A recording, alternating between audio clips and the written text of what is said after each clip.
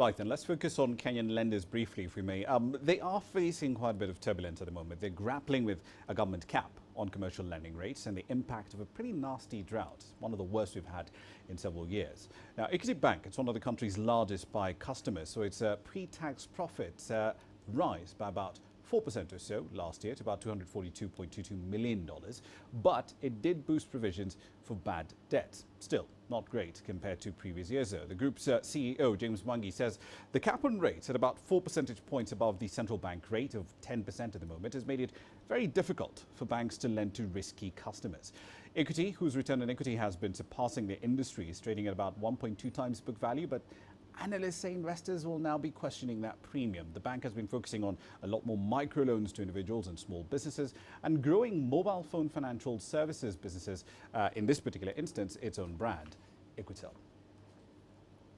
Of course, there's a wider discussion to be had, not just in East Africa, but around sub-Saharan Africa on the business, of course, of payment systems and trading platforms as well. Let's dig a little deeper into that with Ian Bessarabia. He's the market development lead for currencies and fixed income instruments at Thomson Reuters. Thank you for your time. Thank you very much for the invite. Okay, so Reuters as a company, I mean, you're basically two things. You're a data company, but you also provide a trading platform. But I hear a lot more these days, you guys talking about having an open trading platform. So when you say open trading platform, what exactly are you talking about? So thank you for the question. It's a great question. I think, as you know, Thomson Reuters is a combined company. We have the news angle on our Reuters side and Thomson Business, which is our business angle.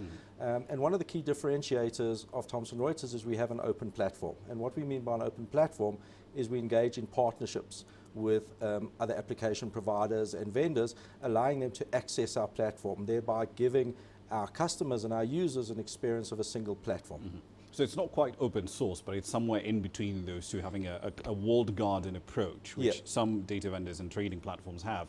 And of course, having the benefits of having other people tap into their expertise and bring that to the platform as well. Absolutely. And we speak about all the innovation that's happening in the fintech space. We run an innovation lab as well as part of our African exposure. And what we do is we bring fintech companies together, we bring traditional banks and financial institutions, and we look at best ways of bringing these diverse and interesting fintechs and their developments into our platform. Therefore, as you said, it's not open source per se, but we make it really easy for both the application provider to hook into our system and likewise for our end user to be able to have that single interface into their traditional Thomson Reuters platform and also into this third-party providers' data and other applications that they provide. Right, let's talk about the need for speed, or rather the lack of it when it comes to capital markets in sub-Saharan Africa. T+3, settlement windows are measured in days.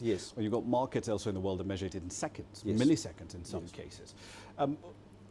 The tech is available, the talent is pretty much available, so what is it that's stopping a lot of these sub-Saharan capital markets, Kenya, Nigeria for example, from actually getting to a point you can actually have execution measured in milliseconds as opposed to actually measuring it in days? Okay, so interestingly, some of the African capital markets are far ahead of their counterparts, and if we just compare Kenya and Nigeria, they've been on a T+3 settlement, whereas South Africa was up until recently on T+5. So I don't think it's a case of the technology in that doesn't exist. I think it's a case of standardization and integrating certain markets, players and all of that together. So the need for collaboration and for communities to work closer together is imperative to enable this flow. And through our engaging with communities and markets and partnering, as I alluded to earlier, ensures that this integration is seamless.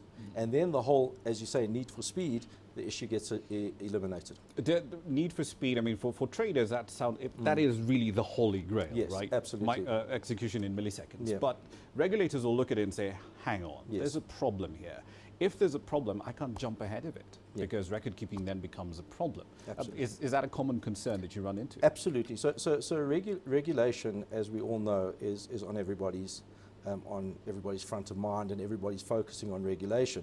And that's something that Thomson Reuters gets involved with. So for example, in the FX markets, in the foreign exchange markets, there's been a need to now work together, since we've had all the issues around foreign exchange markets, is to work on a foreign exchange global code of conduct. And that's something that's going to have a big impact, but it's going to bring confidence back to the foreign exchange market. So regulators are going to need to understand what the impact of this FX Global Code of Conduct, which is being drawn up by the Bank of International Settlements, and markets adhering to this regulation or this code of conduct will ensure that markets are less at risk and that all players are playing fairly.